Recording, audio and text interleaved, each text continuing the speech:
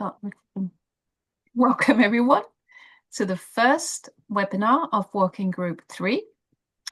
And this webinar is going to be with Dr. Petra Røise, who's an associate professor with the University of Southeastern Norway. And Petra will give us an introduction to the 4 C's of career learning, which is a tool that she has developed from her thesis a couple of years back. And we will learn so much more about this in the next 45 minutes. So I hereby invite you, Petra, to take the word. And we're very, very happy to have you with us today.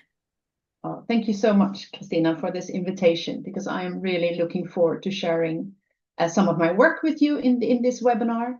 As Christina mentioned, my name is Petra Røise. I'm a researcher and a teacher at the University of Southeastern Norway, and I'm placed in Drammen, and the 2 pictures show you a bit of that. There's the map that shows you where Drammen is in the Norwegian countryside, just about 40 kilometers east of Oslo, and the other picture is of the campus site where I work, which is a really nice place by the river in Drammen.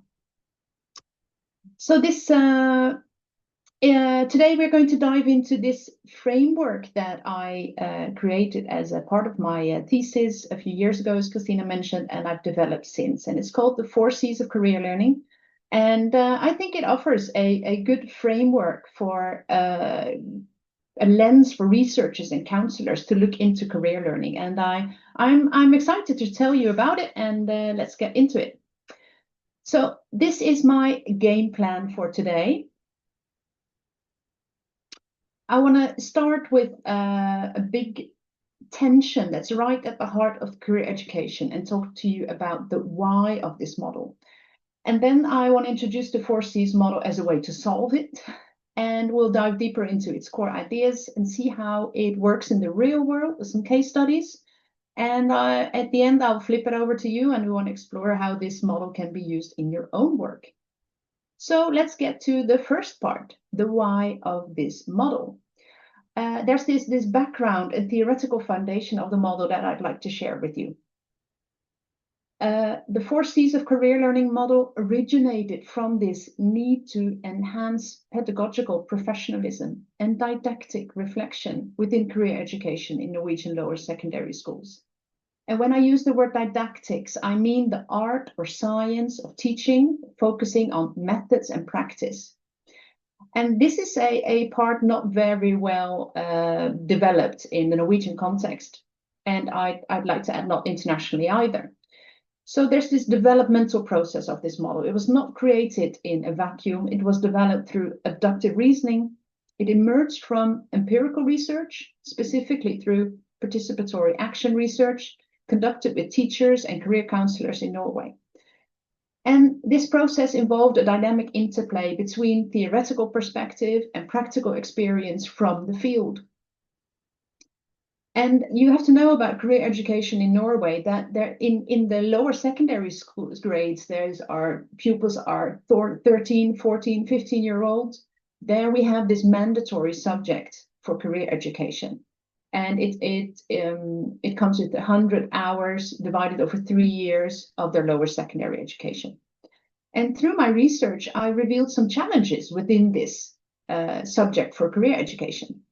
So there was this formal curriculum that was rooted in a neoliberal framework.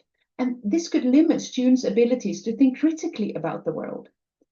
And the practical implementation of the curriculum was often hindered by structural issues and a lack of specific didactic approaches. And the third tension here was that there was this indirect goal of emancipation as a school's big goal of schooling, liberating students to make their own choices. But there was also this dimension of adaptation, fitting students into the needs of society. So my research highlighted a need for analytical and didactic models that could support teachers and counselors in developing their coherent career education and promoting emancipatory activities and social justice through their teaching. This was a hard thing for teachers to do. So this model is moving forward, it's built on through a few theories of critical pedagogy and social constructivism. And the whole idea was to aim for a holistic and empowering approach to career learning. So the first theory here, the first of three, is key inspiration used from Paulo Freire and his ideas on education as a liberating act. Paulo Freire being a liberating pedagogue from Brazil. He talks about the purpose of education, that it should not simply be to adapt students to society, but to free them from fixed perceptions about education and work through their critical thinking. And this involves, as he says, a reading of the world, not just a reading of the word. And he is committed to connecting learning to students' real-life context. That was one of the theoretical foundations. The second theory I build on is community interaction theory by Bill Law. And Bill Law emphasizes that career learning is shaped by interactions with our surroundings. As he says, the more we know about causes and effects, the more we're able to change how they operate. And it's because we've evolved to map and sequence this complexity and locate ourselves into it that we can do this. And he argues that through a social constructivist approach, career education can contribute to autonomy and liberation by enabling people to reflect on their own participation in multiple interactions, contexts, and cultures. And the third theory I want to mention to you is the career learning in communities theory by Ria Thompson. Her work highlights that career development happens in social context, where people are resources for each other.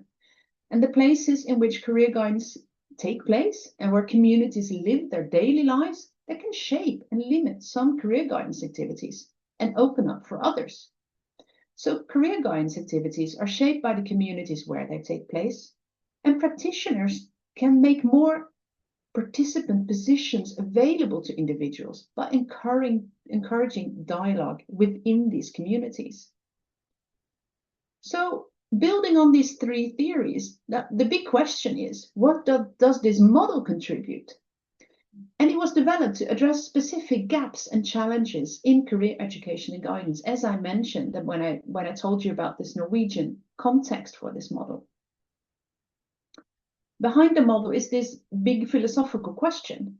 For career education is kind of standing at this crossroads at the moment. What is the real purpose for students? And here is the core question. Is our job to help students fit into the world as it is, to adapt to the current job market, or is it to empower them with the tools to question, challenge, or maybe even reshape that world? And there's this tug of war between adaptation and emancipation, and it's exactly where this model was built to navigate. And how does the model do that? I'll get into it. Because thinking traditionally about career education and guidance, we can fall into a couple of common traps and problematic tendencies.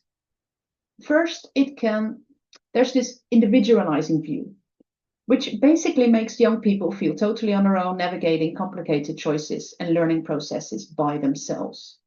And such an individualizing view on career learning can leave young people feeling alone in navigating complex decisions and transitions. And there is the instrumentalist view, where students are treated less like people and merely as means to fulfill society economic goals. So how do we help teachers dodge these pitfalls? Well, that brings us to kind of the hero of this webinar, the 4Cs model. And what does this model do? Well, it is a framework for didactic reflection. It's designed to be a reflection tool to guide us to a much more balanced and social just way of thinking about career learning. It's not a checklist. It provides a language and a structure for working towards more equitable outcomes. So working with this model can strengthen awareness in research and practice on the interconnection between career education and emancipatory theoretical perspectives. It helps practitioners and teachers ask key questions about their practice, like, what are my assumptions? How can I promote deeper learning? And how do I ensure social justice is in focus? But it is a didactic tool for career education when it highlights the question, how do we plan, educate, and evaluate for critical learning? What I'm telling you about this, it's not just an abstract theory. I've told you that it was built from the ground up through participatory action research. And this means that teachers and career counselors and researchers in Norway work together to solve problems that they were actually facing. So born from real world needs, it also provides concepts that are directly applicable to future practice, reflection on future practice.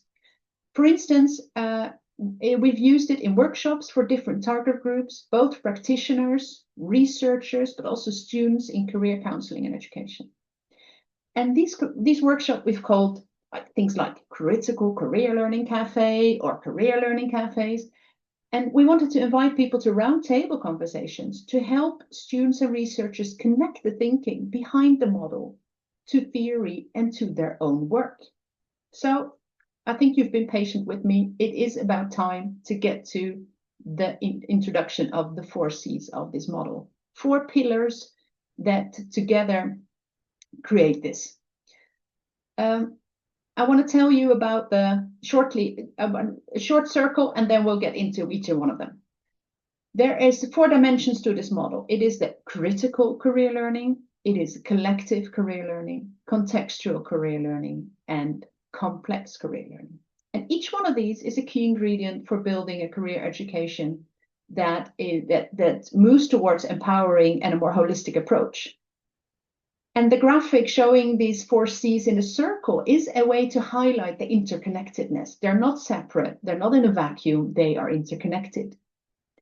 So let's go a little deeper and unpack each one of these 4 C's one by one, and we can get a real feel of what they are all about. The first one is the critical. This dimension is about promoting critical thinking in career learning. It is about empowering students to ask questions, be curious, investigate, and actively challenge fixed perceptions and assumptions about education, work, stereotypes, and injustice. And the goal here is to move from social adaptation to liberation through critical thinking. And in practice, this could look like creating safe spaces for dialogue about stereotypes and prejudice and injustice. But it could also be challenging assumptions like about vocational education. It could make students aware of how social norms and factors like gender and background influence their choices. Moving to the next dimension, the collective career learning. I want to tell you that this one is about strengthening learning that happens together. It involves encouraging dialogue, reflection, and collaboration, but also experience sharing, where students act as resources for another. It could be about students sharing and learning from each other work placements experience, an example. The goal here is to build a sense of community and support, and to activate the resources within the group to create more equitable opportunities.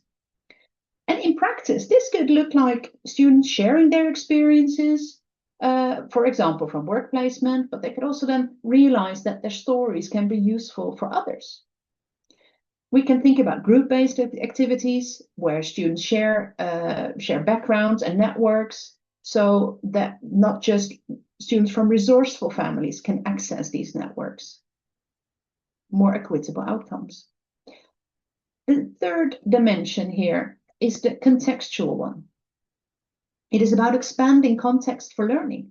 It means giving students access to multiple arenas beyond the classroom, such as workplaces, local community, so they can broaden ideas about possible career paths. And it involves reflecting on both existing contexts, that could be friends or family, but also exploring new ones.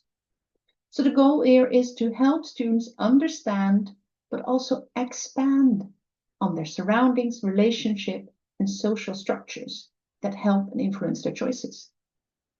So in practice, this could be about reflecting on existing contexts and how they shape expectations. But students could also actively explore new contexts through company visits, guest speakers, work shadowing to expand their horizons. Okay, the fourth dimension here is the complex one.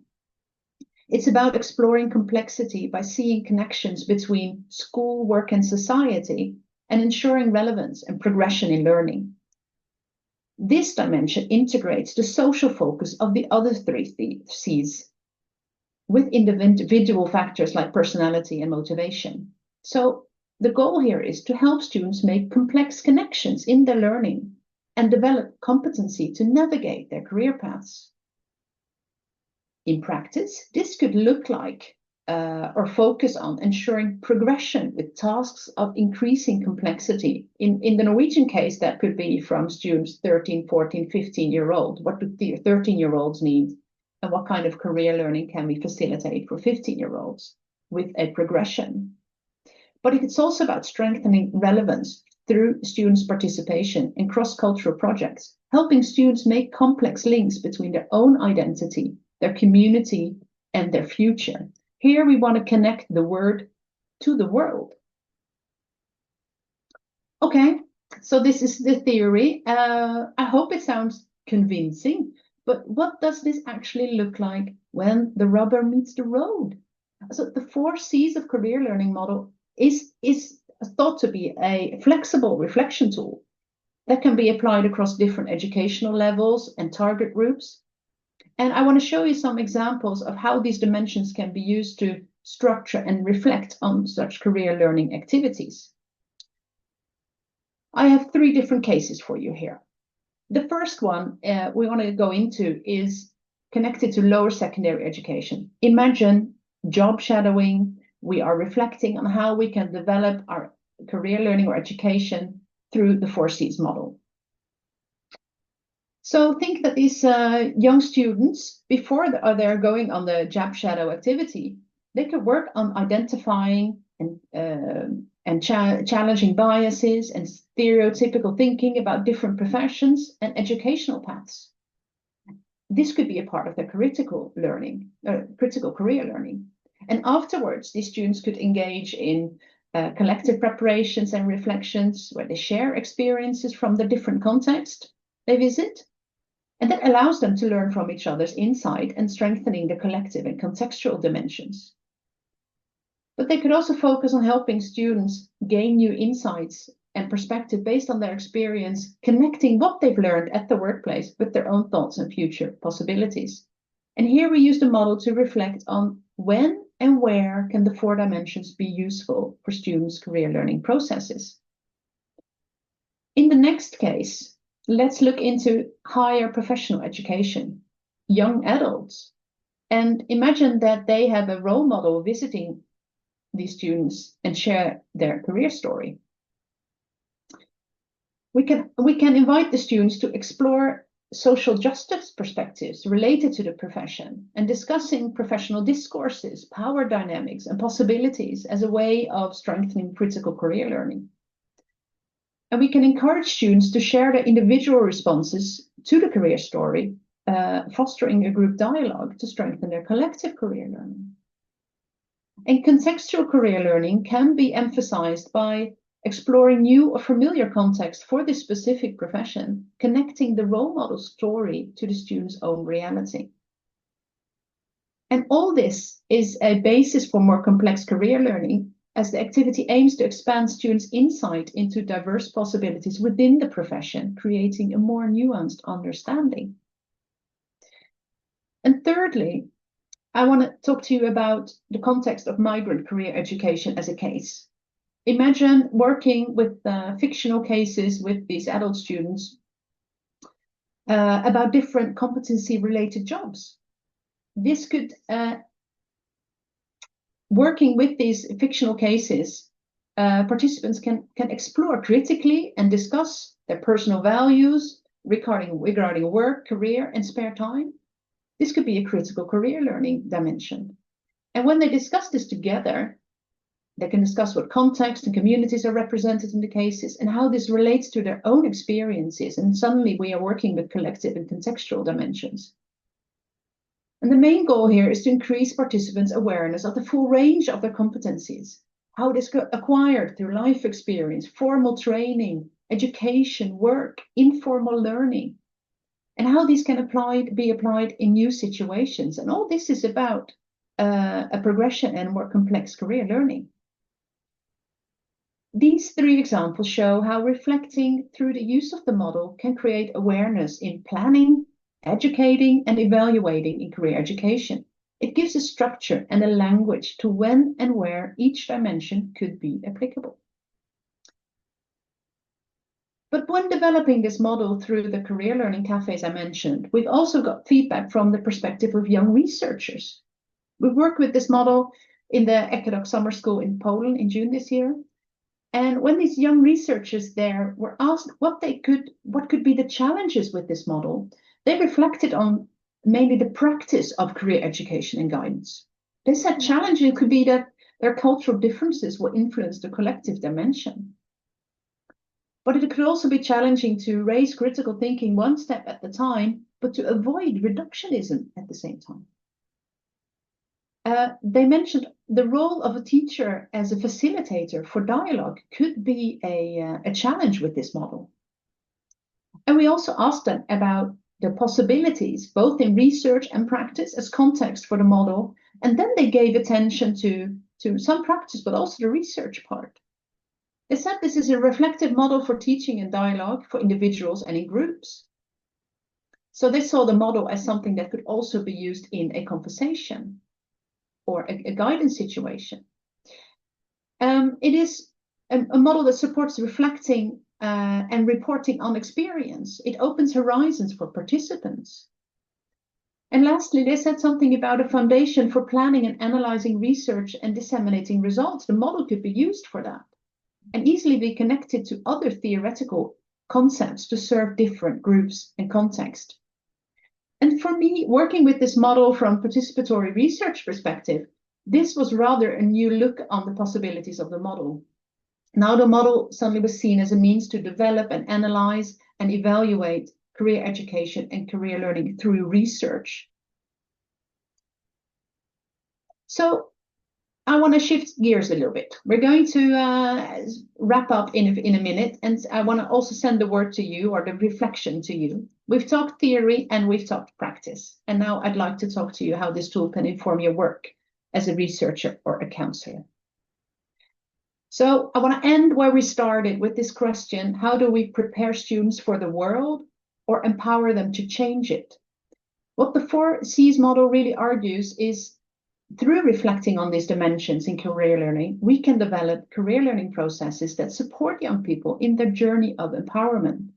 And this model gives career educators and researchers a tool to navigate career learning processes. It can strengthen didactic competency to develop career education that raises students' awareness of the world as it is, while also giving them the vision and the tools to make it better.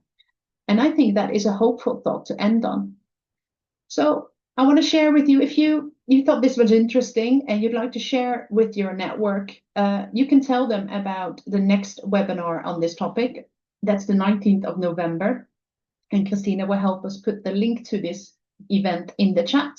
It's a part of a Global Careers Network. And rounding it up, I would like to ask you to reflect individually on the next questions. What is your initial response to this model? What are the challenges of this model in career education and guidance practice and theory? And what are the benefits of this model in career education and guidance practice and theory? Where and how would this model be useful, do you think? Christina will put a link in the chat to task cards where you have these 4 categories. And I would like you to reflect individually as a way to wrap up this webinar by writing some answers there on I'd like to hear your thoughts on what you are thinking after my introduction. And I thank you so much for listening to this.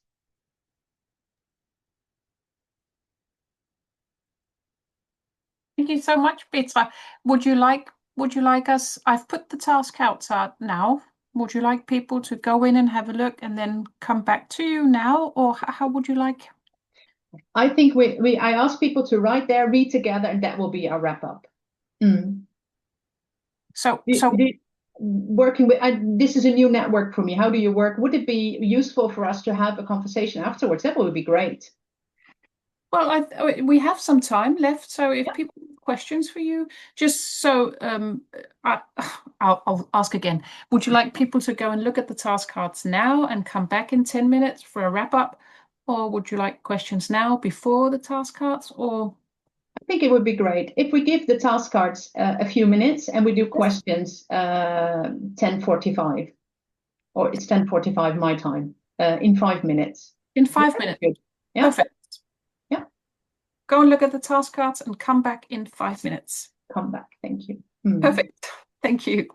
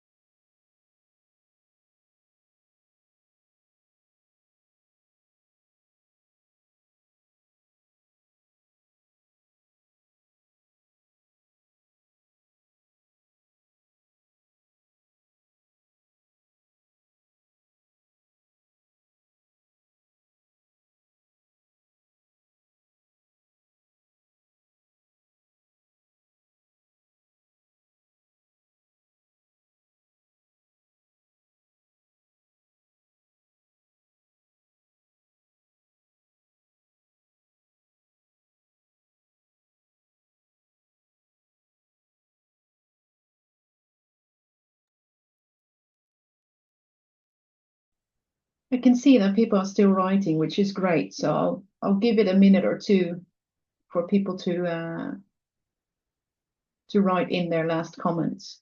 Keep it up. It's great to read what you're thinking.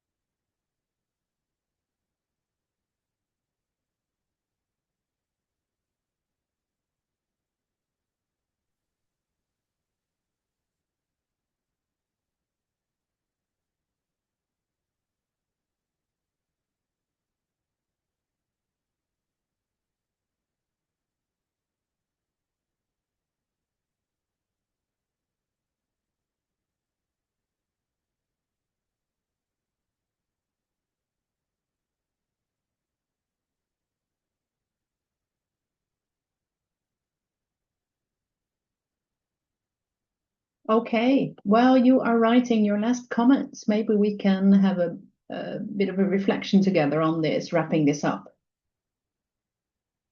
Christina, I'm reading along as well. you're reading along as well, which is great. Yes. Maybe you and I can talk a bit about what we read. Is that okay?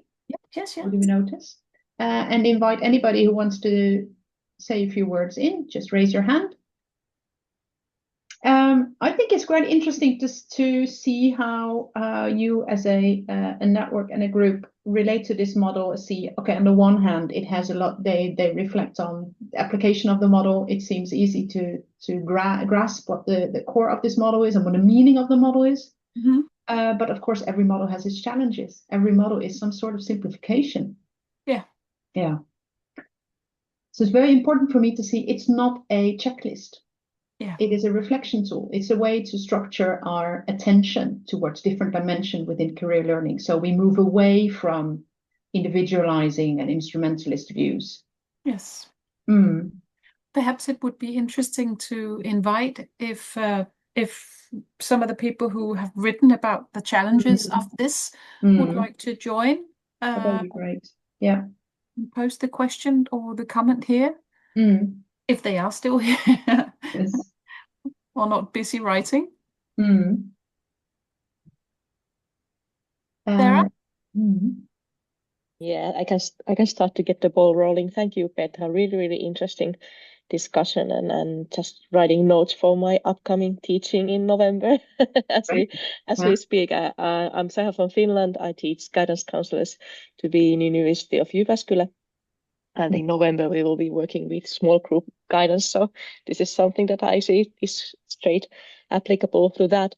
But just as I commented on the task card, I think that one of the challenges that come to me is that many of the guidance professionals in Finland come from the background of teaching, it might be similar in Norway as well, if I'm correct. And they have this, some of them have this tendency of doing things correctly and following the instructions correctly. And that's why I think that one of the challenges might be that they start using this as a checklist and as a task list, as you said, that you wouldn't want them to. And then when you are kind of like putting things in different boxes and they are thinking that, is this in this complexity box or is this in this context box? And then it kind of like, it might paralyze them. So I think that I have to kind of like think how to interpret it to them in a way that they don't feel paralyzed if they cannot put something that they have designed to one of these 4 boxes, but they see it more as a, for me, sit with, but I just wanted to share it to you. But really interesting. Great work. Thank you. Thank you so much, Sarah, for sharing your context and your initial thoughts on how you could use this, what could be challenging. And I appreciate it. I think some of it's the same with my practice. I have to explain what are we going to. I have to frame this model, and I have to invite into the reflection, but not make it an assignment about right or wrong. Make it that when we give these tools to teachers, they are thankful because they are aware, in the Norwegian case, that they are lacking this level of meta reflection.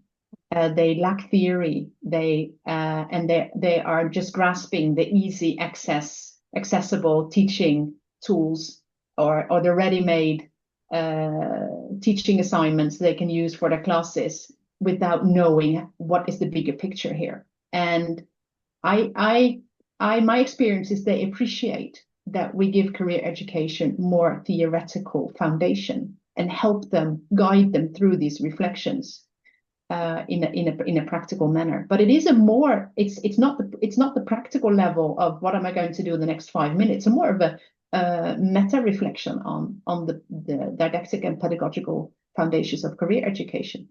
Yeah. Sorry, I can talk about this for a long time. Yeah, and I just have to comment that I think that this is really welcome because I feel that this discussion has been lacking for quite some time. So I think that this is really important work that you are doing. So thank you. And some people are saying it's how can this be prioritized, or is the policy level is not in place, which of course is challenging. But this is a way to promote a different way of thinking and to say it can be done. How can we do it? How can we work with competency development for teachers in career education? So it's not so we don't stop by criticizing there's no policy, but we also tell the policy level, here is something that we can use to change it, to adapt it, to guide it in another direction. And we need tools for that also policy level understands. I was thinking, I know that you've been thinking about what to call the model and how to use the words. Is it a reflection tool? Should didactical be in the title? And when we get these questions about how to influence policy level, I'm just thinking the thing about using the words that are familiar and grounded and identified as proper words within education and for teachers, like didactical. I see in the comments as well that people say this is so welcome. We need didactical tools so we make career learning something that is recognizable for teachers. That might also help. Yeah. To I think I've been a bit scared about using didactics as a core. Yeah. What do you call it? I don't know the English word at the moment. But thinking about didactic as central because I think it needs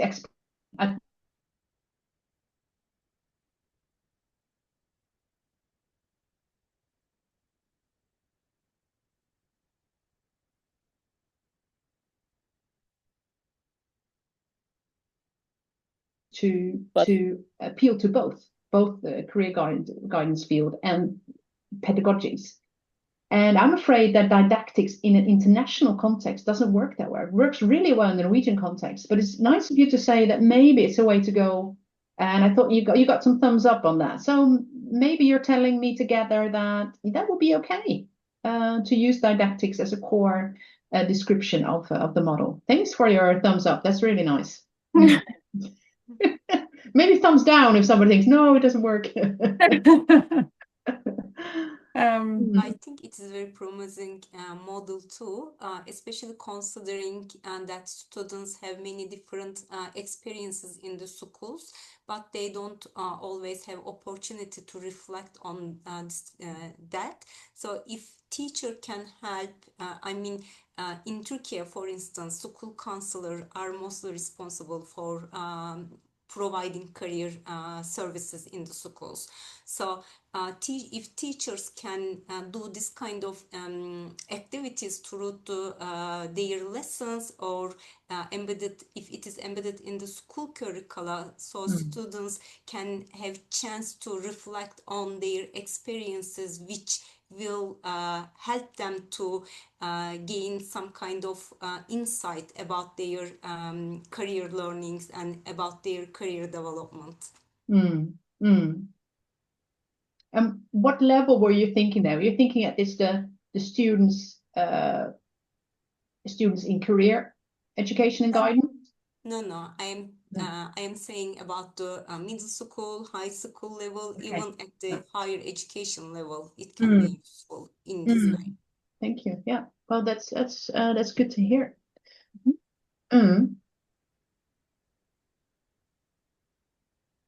All right. I really appreciate reading your comments. And I also think you're saying something about this, how it can be used. There's a practical approach to this model, which I think I didn't see at the start when I started working with this model at the end of my PhD work.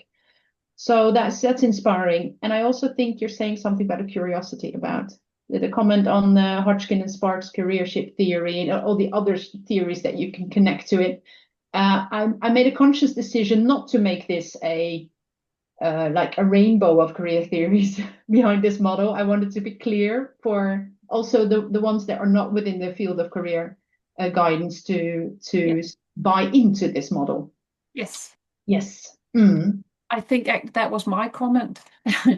And I think it's also because there's always, as a researcher, you have like a double take on new ideas, models. One thing, be like Sarah says, how can we inform, for instance, if we teach career counselors, how can this model sort of be brought to life and be spread, disseminated through the ones who are going to be in the field? And then the other thing is, how can we, because I see this as an analytical tool as well, to look at practice. And in that way, I thought that Hodgkins and Sparks would give this, the horizons, the whole contextual dimension of how we can broaden. It could be social justice perspectives. It could be so many different things. But it was just right when you said it, I thought, oh, this would be interesting too. Okay. I can see there are a few questions that you might want to answer. And one question is the next webinar, which is part of the Career Month, is it open? Do you need a login? I think that's the question. Yeah, it seemed I wasn't. That's great to hear if there's a login, because sometimes those things are not visible for me who has a login. So I want to look into that and fix the problem. It's not the seminar is not shared through social media yet, so I can still fix it, and I can share an updated link with you, Christina, to send to the network. I will do that. Thank you so much. Other thing was if you'd be happy for us to share your slides from today. Absolutely, yeah. I'll send it to you. Within the group. Perfect. That was the last question I saw. Let's see if there are more. I think that was all. It's 1 minute to 11 or 10 or wherever you are in the world. 1 minute to the end. Okay. So I want to say thank you so much for joining us today, Petra. It's been really, really interesting. And I mean, you have been kicking off our webinar series, so that in itself is such a great thing for you to say thank you to. So thank you very much for that. Thank you everyone who has been here today, and if there are any questions, let us know. I'm sure that Petra would like to engage in talking about this model. Yeah. Don't be shy. Send me an email. They are open as well, so if people think of something tonight, they can still go in and put comments. Absolutely. Super. Okay. Thank you very much.